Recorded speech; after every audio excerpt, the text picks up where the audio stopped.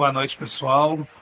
Sou o Diniz, faço parte do MOCA, Movimento Cristão Alternativo, no Brasil, que funciona desde 2000, e estou aqui na plataforma, na parte de treinamento, com palestras simples, práticas, objetivas, em relação à vivência, à vida comum, à vida normal, do dia a dia no campo missionário, local e internacional. E gostaria de colaborar hoje aqui em relação ao DNA do cristão no serviço do reino, a essência, o DNA de quem está servindo. Os nossos desafios no campo são muitos. O que mais nós precisamos é de mão de obra, é de pessoas que se dispõem a servir de alguma forma. E isso é uma luta, sempre foi uma luta, né? Como diz nas escrituras, a seara é grande e os cearenses são poucos, né? E quando pediram para eu compartilhar isso aqui, eu estava pensando sobre algumas coisas pessoais e por isso eu vou sempre usar a primeira pessoa, me incluindo no processo todo. E o MOCA, que é essa rede de relacionamento de ministérios, que foi a primeira edição em 2000, na comunidade S8 no Rio de Janeiro, e ela transitou pelo Brasil por esse tempo todo. E vimos que as gerações mudaram, as pessoas mudaram em vários sentidos, alguns pararam, outros desistiram no caminho, alguns novos que chegaram fazem parte de uma outra geração, de uma outra pegada. E essa mudança ela é normal, ela acontece mesmo de geração em geração. Mas o campo continua, né? A grande comissão continua. Os desafios são os mesmos, que é servir na plantação de igreja, de projetos para-eclesiásticos, no desenvolvimento de congressos. Não importa qual é a área que é o desafio. A grande questão nós precisamos de mãos fortes que servem, olhos que conseguem ver além fronteiras, na cosmovisão de Deus, corações que batem de forma desesperada de amor ao próximo, seja ao lado da tua casa, seja do outro lado do planeta. E nós temos uma questão que ela é crucial na nossa vida cristã, que é nós entendermos o nosso DNA, né? A essência, as escrituras, ela é o suficiente, ela é inerrante, ela nos respalda que fomos criados, existimos para adorá-lo, né? Para adorá-lo. E adorá-lo também no serviço, adorá-lo também na execução de tarefas importantes aqui na Terra dos Viventes. E eu gostaria de começar aqui trazendo uma breve meditação sobre a questão do DNA, baseado no salmista que está no capítulo 119, do versículo 33 ao 40. O salmista ele faz um diálogo com Deus, uma petição a Deus muito desafiadora, que não é qualquer um que pede isso não. Por isso que eu achei esse salmista assim, um cara de tenência de guerra, um cara sangue no olho, porque para pedir a Deus certas coisas como ele pediu, tem que estar disposto a morrer. E esse é o segredo de quem é cristão, de quem tem uma convicção do Deus que tem, para que está nessa terra, o que está fazendo nessa terra. Independente do seu estilo de vida, mas esse é o desafio de morrer. E esse salmista, ele troca essa ideia com Deus, né? Mas antes de entrar nisso, eu gostaria de falar sobre essa manifestação de Deus sobre a nossa vida, né? Ele manifestou de inúmeras formas ao ser humano. Mas tem 3 formas clássicas que ele estabeleceu como manifestação para a humanidade. A primeira delas é em relação às suas obras, a criação. Quando nós olhamos para a criação, a gente vê a essência, o DNA de Deus. Eu moro na praia, eu vejo as ondas indo e vindo o tempo inteiro, o mar fica verde, ele fica azul, ele fica uma cor mais cinzenta, às vezes o vento vem, a lua nasce belíssima. E quem é o homem para fazer uma coisa daquela? Qual homem faria uma coisa daquela? Qual engenharia faria ondas e ondas virem e virem, deixarem conchas, peixes, pássaros pescando? Então os céus manifestam a glória de Deus e o firmamento as obras de suas mãos. Então ele se manifestou dessa forma, da criação. A segunda forma clássica que ele se manifestou foi através da palavra escrita, das escrituras, inerrante e suficiente ao ser humano para as suas questões mais profundas, seja elas psicológicas, emocionais, físicas, espirituais. As escrituras ela tem a resposta para tudo aquilo que nós precisamos resolver em nossas vidas. Tudo, ela é a resposta. Então ele se manifesta através da palavra escrita, das escrituras. E a terceira forma clássica é a palavra viva, que é Jesus Cristo. Então esse grande Deus da terra, criador de tudo, de todos, que enviou a terceira forma clássica, Jesus Cristo, para morrer na cruz, para nos salvar, para nos dar vida eterna. Isso é fato, está escrito, está estabelecido, e nós veremos isso. Então essas três formas clássicas, elas nos mostram esse fascínio que esse Deus tem por nós. Esse amor, esse carinho, essa ternura, essa amplitude de olhar em cima da sua criação, que caiu e com a queda fragilizou, despercebeu, ficou um canguiço, né? No grego, canguiço é canguiço mesmo. E nós temos essas três formas clássicas que possam nos respaldar em relação à importância da gente entender e cultivar o DNA nosso em Cristo Jesus, o DNA do cristão, essa essência. Essa essência ela vai muito além. Há reuniões de domingo em estruturas que a gente chama de igreja, que não são igrejas, são instituições. Igrejas somos nós. Vai muito além a chamado específico. Todos foram chamados para adorar, mas nós temos funções específicas. Uns são mestres da lei, outros trabalham em serviços mais braçais, outros são da área do pioneirismo, outros são das artes. Então nós temos funções e funções no serviço do reino, na administração, na política, em vários outros lugares. E o desafio é a gente poder concentrar e entender na íntegra isso, porque de nós mesmos nós não conseguimos entender. A gente não consegue perceber. Primeiro porque é muito ralo e simplista a forma com que nós fomos ensinados no decorrer da história nossa de vida nessa terra. Então nós somos coordenados para ir a um lugar, participar de uma reunião domingo à noite, domingo de manhã, fazer aquele rito, aquela procissão, e na segunda-feira, sexta-feira, a gente volta para uma vida comum de trabalho, de escola, de família, disso, daquilo, que também é muito importante, mas muitas vezes não vinculamos essa relação íntima e profunda com quem nos criou, com a essência, que nos mostra, com sua cosmovisão, a importância do nosso serviço no reino, um serviço em forma de adoração.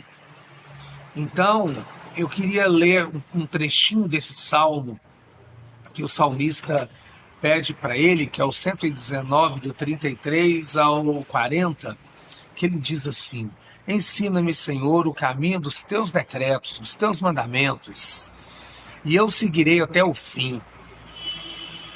Dai-me entendimento e guardarei a tua lei, de todo o meu coração cumprirei. Guia-me pela vereda dos teus mandamentos, pelo caminho dos teus mandamentos, pois nele me tenho prazer. Inclina-me o coração aos teus testemunhos e não a cobiça. Desvia os meus olhos para que não vejam a vaidade e vivifica-me em teu caminho. Confirma a mim, ao teu servo, a promessa feita aos que te temem. Afasta de mim o opróbrio que temo, porque os teus juízos são bons. Porque os seus juízos são bons. Eis que tenho suspirado pelos teus preceitos. Vivifica-me a tua justiça. Então ele pede isso para Deus. E lá no 33 ele vira e fala assim: ensina-me o caminho dos seus mandamentos, pois eu os seguirei até o fim.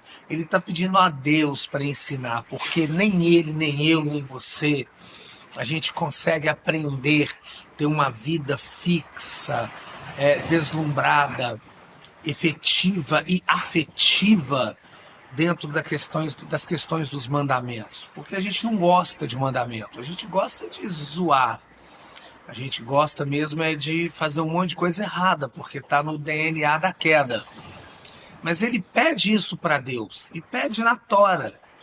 Pensa, as livrarias, os comércios que vendem coisas religiosas, protestantes e católicas e espíritas. Dentro do nosso contexto protestante, por exemplo, dificilmente nós vamos encontrar aquelas caixinhas de tirar mandamento. Geralmente é de promessa. As bíblias que mais vendem é Bíblia de promessa, Bíblia de sucesso, Bíblia daquilo. E dificilmente a gente tem a cultura enveredada para essa questão de se dobrar e renunciar, e de abrir mão, e de entrar por um caminho, não de sofrimento, mas de prazer em viver os mandamentos do Senhor, em todos os sentidos. E quando a gente fala o DNA do cristão no serviço, entra no sentido do serviço doméstico, do serviço do matrimônio, do serviço da vocação, do serviço da comunidade, do serviço da cidadania, do serviço das catástrofes, do serviço das pandemias, do serviço do vizinho, da senhorinha, do serviço de todos que estão ao nosso redor. Como é difícil termos esse olhar e termos essa desenvoltura, esse prazer de abrir mão de alguns direitos que nós temos de tempo, direito às vezes de ganhar um dinheiro para abrir mão daquilo ali para poder estar ao pé do outro, servindo o outro, ou servindo a nossa própria casa, servindo a nós mesmos, em ato de adoração. Então esse salmista ele dá essa ideia: Senhor, me ensina, porque de mim mesmo eu não sei nada. Me ensina os seus caminhos, os seus mandamentos, eu seguirei até o fim. E esse fim é o fim da vida. Nós não aposentamos, nós aposentamos aqui, mas na nossa vocação, no nosso chamado, enquanto a gente respirar, enquanto a gente tiver um suspiro, nós ainda estaremos em adoração ao Senhor. Ainda estaremos servindo ao Senhor. Pode ser num leito, pode ser numa cama, em algum lugar de idoso, nós vamos estar ali servindo ao Senhor pela fé. É pela fé essa questão. E o salmista continua no rolê aqui. Dai-me entendimento, ele está falando de mente, tá? Dai-me entendimento e eu guardarei, coração, guardarei a tua lei, os teus mandamentos, de todo o meu coração as cumprirei. Olha só como ele aprofunda no diálogo com Deus aqui. Vou repetir. Dai-me entendimento é a renovação do vosso entendimento, para que a gente consiga entender os preceitos, para que a gente consiga entender a forma com a qual Deus lida conosco, com cada um na sua individualidade, porque nem todos nós somos iguais. Ninguém é produto de supermercado, que todo mundo é Parmalat, todo mundo é picanha, todo mundo é azeite. Azeite, eu acho que nós não somos mesmo. E cada um tem um DNA criado por Deus, uma forma de pensar, uma forma de fazer pirraça, uma forma de desobedecer, uma forma de esconder debaixo do tapete as nossas mazelas, injúrias e inúmeros pecados. Então ele fala da questão da renovação do vosso entendimento, a mente, a gente ter uma vida de culto racional com Deus. Mas não só lá no templo, onde está todo mundo bem vestido e olhando coletivamente numa histeria, mas é um culto de renovação de entendimento quando a gente está no ministério e precisa de ajudar o outro a limpar o projeto. E a gente não adora a Deus porque a gente arruma desculpa de que está passando mal, a gente arruma desculpa que tem alguma coisa para fazer importante que não pode deixar de fazer, porque entra no campo do trabalho, de sujar as mãos. Como é difícil a gente ter esse entendimento. Dai-me entendimento. Ele de novo pede para o Senhor, dai-me entendimento para eu entender as suas leis, para eu entender os seus mandamentos, para eu entender a sua cosmovisão em relação à minha pessoa. Como é muito desafiador a gente, por exemplo, ter uma mente cauterizada dentro da religiosidade, onde a gente cumpre ritos de horário de reuniões, onde a gente faz promessas, onde a gente faz preces e orações a Deus, sem o entendimento do culto racional de quem somos, de quem Ele é e para que vivemos nessa vida aqui, independente do que cada um faz. E ele continua, dai-me entendimento e guardarei a tua lei e de todo o coração a cumprirei. Olha só, ele pede para que a mente abra, para que a gente consiga entender a cosmovisão bíblica, a cosmovisão de Deus, por que vale essa estrutura toda, para que serve a nossa estrutura toda. Sem essa renovação da mente é impossível, porque a gente fica cauterizado dentro da nossa própria visão, e a nossa visão é fechada, ela é limitada, ela é voltada para o nosso próprio eu. Nós vemos as músicas que são cantadas hoje nas comunidades de fé no Brasil. Grande parte dessas canções, elas são voltadas para o próprio homem. Grande parte das campanhas é voltada para o próprio homem. E várias outras engrenagens.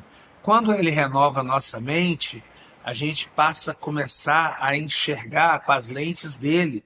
E a gente passa a entender com o coração dele, a sentir com o coração dele.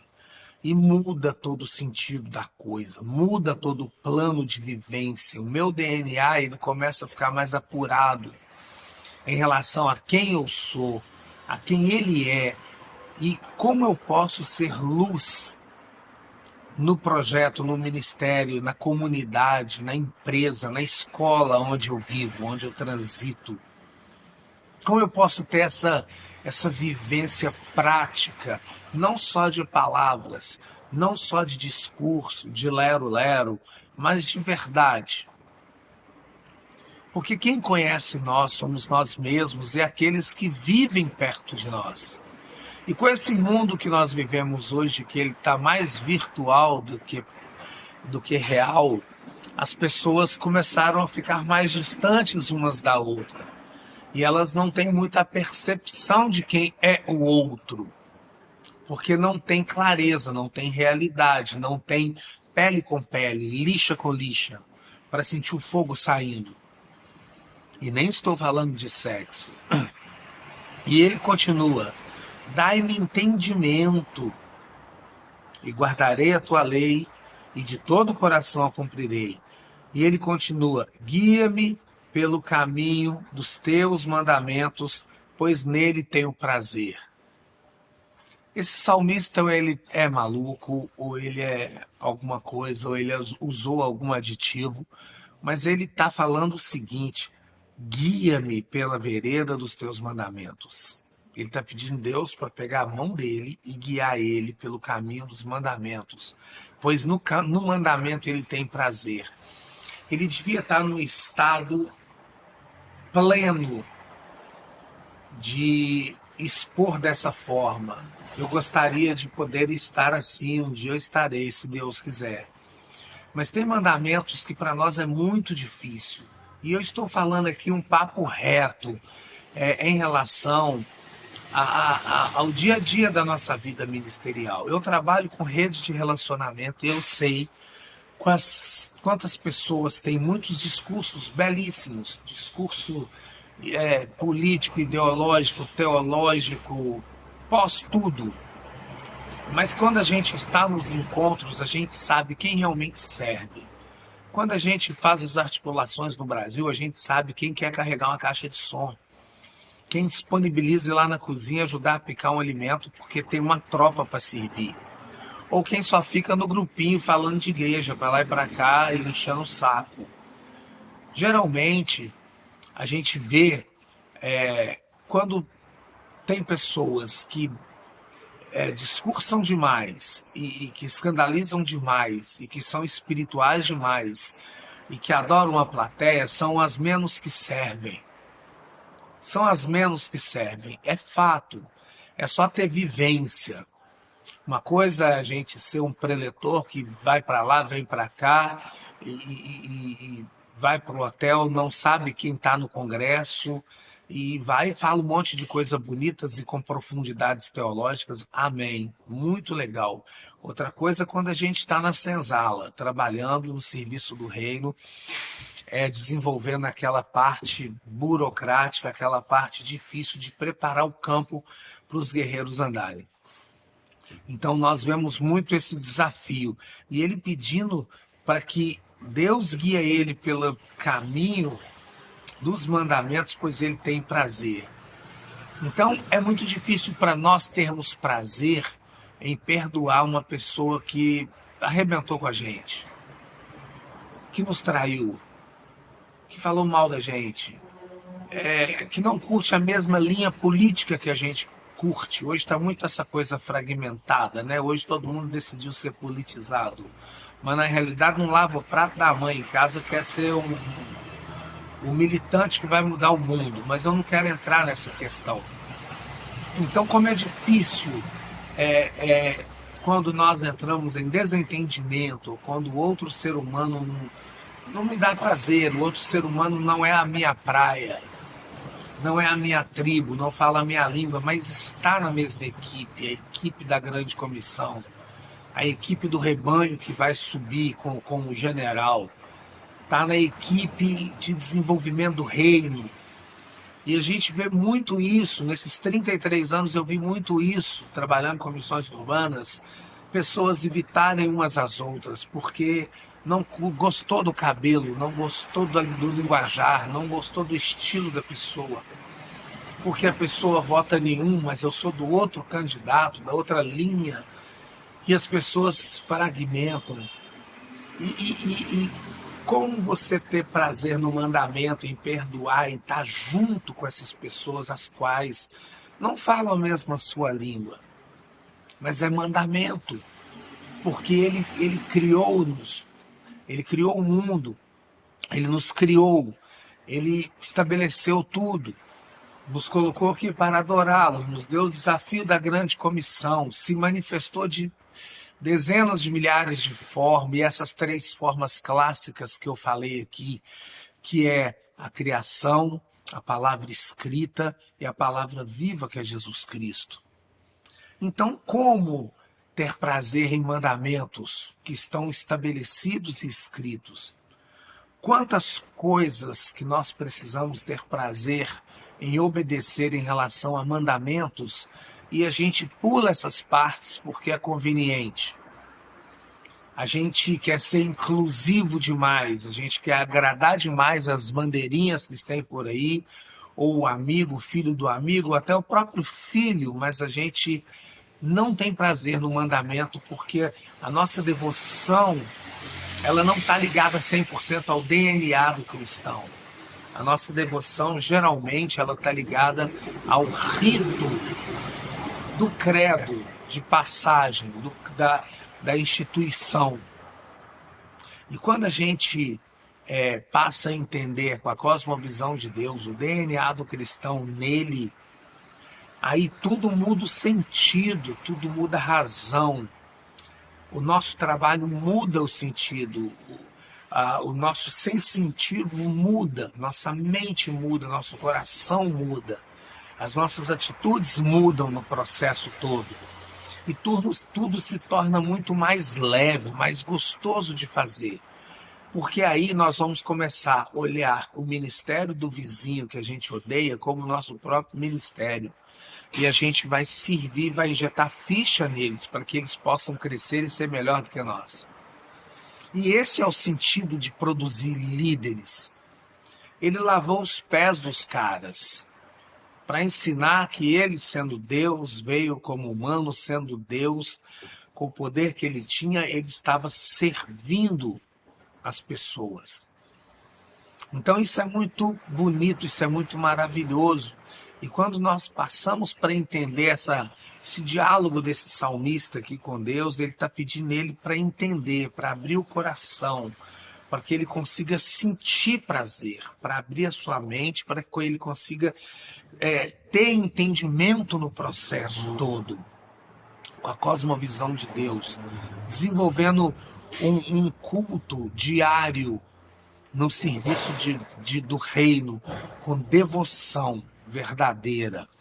E ele continua no 36 dizendo assim: inclina-me o coração aos teus testemunhos e não a cobiça. Olha só que ele pede para Deus de novo: inclina meu coração, derruba, abre, prostra meu coração aos teus testemunhos. Quais são os testemunhos do Senhor para a humanidade? De Gênesis a Apocalipse, quando a gente pega o livro de Hebreus capítulo 11, que fala sobre os heróis e patriarcas da fé, que testemunhos maravilhosos! Morreram cerrados, cortados ao meio, queimados, perderam seus entes queridos, tudo pela fé. Mas fitaram os olhos para o autor e consumador da fé, e muitos poderiam ter voltado para casa, mas preferiram perder tudo, perder família, perder a cabeça, perder os bens, e não voltar para trás, não olhar para trás, porque os olhos deles estavam fitados naquele a quem ninguém pode alcançar. Porque quem alcança é o Senhor que nos alcança, não é a gente que alcança o Senhor. E aí, esse livro é muito legal, mas quantos outros testemunhos nós temos? De Gênesis a Apocalipse. Quantos testemunhos hoje, da atualidade daqui, do nosso mundo real? Quando você roda pelo Vale do Jequitinhonha, pelo interior da Amazônia, pela África, pelos grandes centros urbanos da Europa, do Brasil, onde nós vemos o caos instalado dos abusos, da injustiça, da corrupção, do escárnio, da intolerância, mas mesmo assim a luz está lá no meio, produzindo. Tem irmãos e irmãs que estão ali fazendo bem, produzindo, dando testemunhos de uma marmita, de uma oração, de um agasalho, de um olhar, de um abraço, porque entenderam o DNA, entenderam que poderiam estar dentro do seu mundo, do seu reduto, mas decidiram se dobrar o coração para olhar os testemunhos, como o salmista fala, e não só a cobiça. E que cobiça é essa? A cobiça é muita coisa. A cobiça pode ser bens financeiros, pode ser patrimônios, e às vezes a cobiça é o próprio ministério.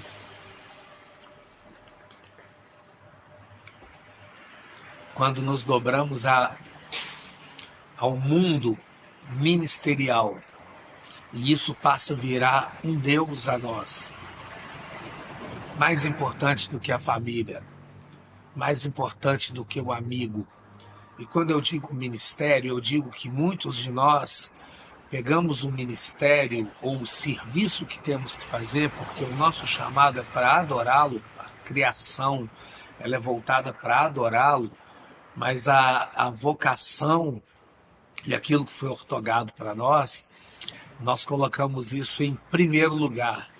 E nós perdemos a visão, perdemos o tino em relação a quem somos nele e para que estamos aqui e quem somos nós de verdade.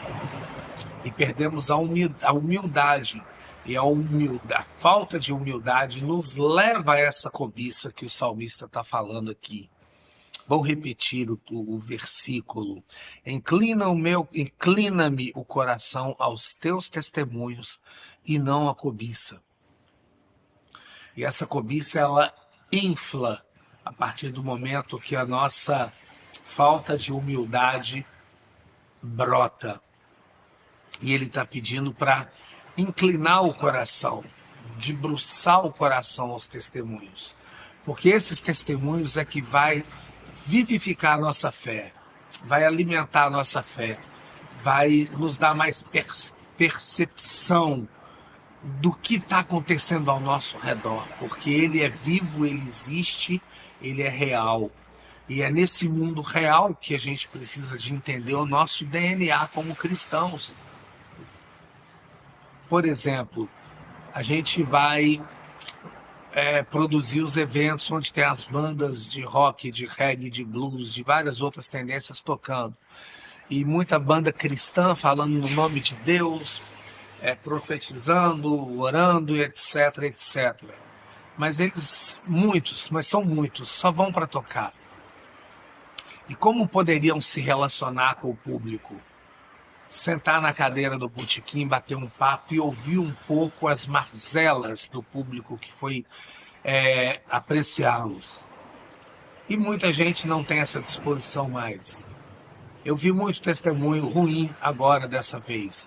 A galera toca, vai para a praia, vai para boteco, vai para um monte de outro lugar, mas não disponibiliza a adorar a Deus, alugando o seu ouvido para uma pessoa que está no estado de calamidade ali no evento.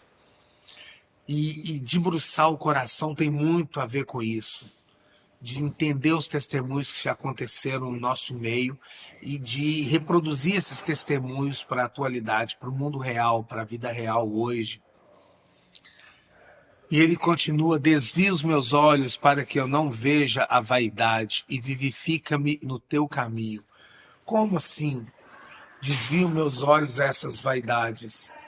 Se nós estamos vivos no mundo, olhando tudo ao nosso redor, com a vida que a gente vive hoje, uma vida muito virtual, uma vida onde você vai para um evento ministerial, um congresso, um show, etc. Você você fica ao lado da pessoa 1, 2 horas e a pessoa não abre os ouvidos, não conversa, porque ela precisa de estar vendo um mundo que não é real. E esses testemunhos desviam os meus olhos para que não vejam a vaidade e vivifica no teu caminho. Como é bom ser vivificado no caminho do Senhor, se relacionando. Esse é um testemunho vivo, uma carta viva, uma vida real. Quando a gente fala sobre a questão do DNA do cristão, é muito importante a gente pensar sobre isso, sobre essa questão da relação. Nós temos na Rede Moca, por exemplo, dezenas de ministérios que não se relacionam, mas estão numa rede de relacionamento. Dezenas de líderes que não participam, mas estão na rede de relacionamento. Que não respondem um chamado telefônico, uma mensagem que vivem só no seu mundo, no seu universo, mas falam de unidade. Então, quando ele diz, desvio os meus olhos para que eu não veja a vaidade, a vaidade é muita coisa. Porque tem muita gente que tem buscado nas redes, nos congressos, plataforma para se autopromover. Mas esquecem que tudo passa, porque a glória só é de Deus. A honra só é de Deus. E por mais que, como dizem por aí, o termo estou bombando na internet, tudo vai passar. Porque passa, mas a palavra do Senhor, ela permanece. E a palavra fala, desvia os meus olhos para que eu não veja a vaidade e vivifique no caminho do Senhor. Então, como eu posso servir melhor? Como eu posso desenvolver melhor o meu DNA em Cristo Jesus? Como eu posso entender melhor quem eu sou? Como eu posso fazer isso? Voltando, revendo os conceitos, voltando para as Escrituras. É importante porque as Escrituras é a mola mestre, é o eixo. É através dela que nós vamos ter o entendimento, é através dela que nós vamos ter a bússola que nós temos para poder seguir.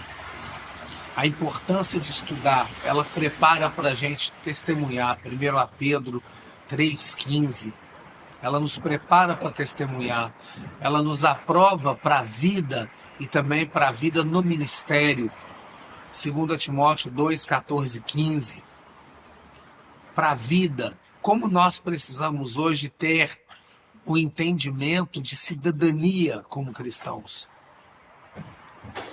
E quando a gente atravessa a ponte da cidadania para a vida cristã e reino, a gente vai para o livro de Provérbios, ele nos tem uma cartilha maravilhosa para nos ensinar no dia a dia da nossa vida. O respeito pelo pobre, a lealdade para com o amigo. E a importância de estudar as Escrituras, ela dá luz e entendimento às pessoas simples. Nem todo mundo vive do grego e do hebraico. Tem muita gente que está aqui nos porões simples. E a luz das Escrituras, ela se revela para todos, porque isso é a vontade de Deus. E ela acresce a nossa fé. Salmo 119, 92 e 93. Ela acresce a nossa fé. Sem fé é impossível agradar a Deus, que para ter entendimento tem que acreditar que Ele existe e Ele é galardoador daqueles que o buscam. Buscai e achareis, quando buscares de todo o coração. Então, galera, é só uma simples meditação devocional sobre a importância da gente entender o nosso DNA. Esse salmista, ele troca uma ideia com Deus e ele pede a Deus para abrir a sua mente, abrir o seu coração. Até quando vamos fazer cursos? Até quando vamos fazer campanhas? Até quando vamos lutar para ter unidade? Se já é tudo mandamento. Até quando vamos ter desafios de sustentar o campo? Já imaginou quanto que se gasta com tantas coisas, mas não se gasta com o campo? Já se imaginou quantos missionários tiveram que voltar para casa e hoje estão trabalhando secularmente porque não conseguiram estar na linha de frente? Já reparou quanta inércia temos no mundo da arte e da cultura? Que os nossos vocacionados da arte e da cultura estão fechados em algum gueto por aí. Já reparou como que nós somos ainda muito pequenos no universo da política, não partidária, mas da política em si? E outros assuntos mais onde nós poderíamos estar andando bem mais à frente. E ainda engateamos no processo. E o grande desafio é esse, de nós entendermos realmente quem que nós somos. Quem sou eu? Quem é o Senhor Jesus? Quem eu sou para Ele e quem Ele é para mim? Então nós precisamos de buscar essas respostas. E a Escritura, ela nos dá essa resposta. Porque quando a gente começa a entender isso, nós vamos colocar as lentes de Deus, nós vamos começar a ver o mundo de outra forma. E aí, o desafio que nós temos em relação à questão do trabalho, do serviço, vai aliviar para todo mundo. Porque tem muita gente que quer a plataforma, que quer estar nos movimentos, quer estar na rede, quer estar, ser produto do meio, mas não quer estar no meio do produto. Então esse grande desafio nosso para essa nova geração agora, que é extremamente compulsiva no mundo digital, que não olha ao lado as necessidades, que não olha ao lado os afazeres, que perdeu um pouco a sensibilidade daquilo que é vida real, dentro do universo do serviço do reino, do Senhor Jesus, porque vivem mais no mundo de Nárnia do que na nossa realidade aqui embaixo. Quantos líderes, quantos jovens entraram em depressão, quantos nos últimos anos suicidaram, quantos perderam família, quantos perderam tanta coisa na vida e estão ao nosso lado, bem ao nosso ladinho. E essa percepção do caos, essa falta de percepção do caos, ela tem muito a ver da falta de entendimento do nosso DNA em Jesus Cristo, no nosso Senhor Jesus Cristo. O nosso DNA, ele precisa de ser mais apurado, mais resolvido. Vai mudar o nosso olhar, vai mudar o nosso sentido, vai mudar o nosso coração, nossa forma de pensar. E nós vamos nos humanizar melhor. Eu acredito que sim. Não terá o ministério do fulano, o ministério do Bertano, a sensação X, Y, Z. Terá o reino, terá um corpo, um servindo ao outro, com o mesmo foco, o mesmo objetivo. Essa competição frenética de quem tem mais curtidas, de quem tem mais público, de quem tem um layout, ela precisa ser banida, ela precisa ser combatida. Isso aí é a contracultura cristã que precisa de estar vigente nesse processo. Não look, não poser de underground, mas a vivência, o coração mudado, a mente mudada. Hoje nós temos muito poser, todo mundo bota um look e faz uma selfie e tem uma linguagem, mas a parada é muito mais embaixo do que nós imaginamos. Então eu quero deixar essas considerações para a gente pensar a importância de estudar as Escrituras, de aprofundar teologicamente, mas não só aprofundar teologicamente, mas viver a prática, porque não adianta ser um mega plus teólogo se não nem cumprimenta a pessoa na porta da comunidade. Entendermos esse processo da missiológico urbano. E tudo isso aí precisa de ser apurado através do DNA. Porque senão nós só vamos ser youtubers, só vamos estar em rede social, só vamos fazer agendas. E nós vamos viver um com o outro na realidade. O que mais o seu amigo de ministério gosta de comer? Você sabe? O que mais o seu amigo ou sua amiga de ministério gosta de vestir? Gosta de ouvir? Será que essas pessoas não estão invisíveis ao nosso redor? Isso tudo faz parte desse processo. Será que na minha comunidade de fé eu só me relaciono com quem é legal, com quem tem dinheiro? Eu só saio com quem pode pagar pizza? As minhas conveniências são apuradas no DNA do Cristo Jesus ou não?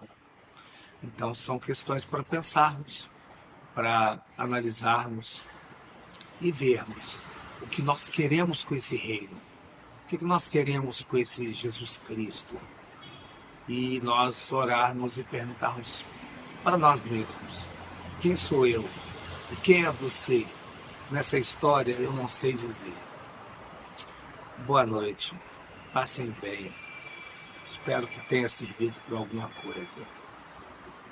Amém.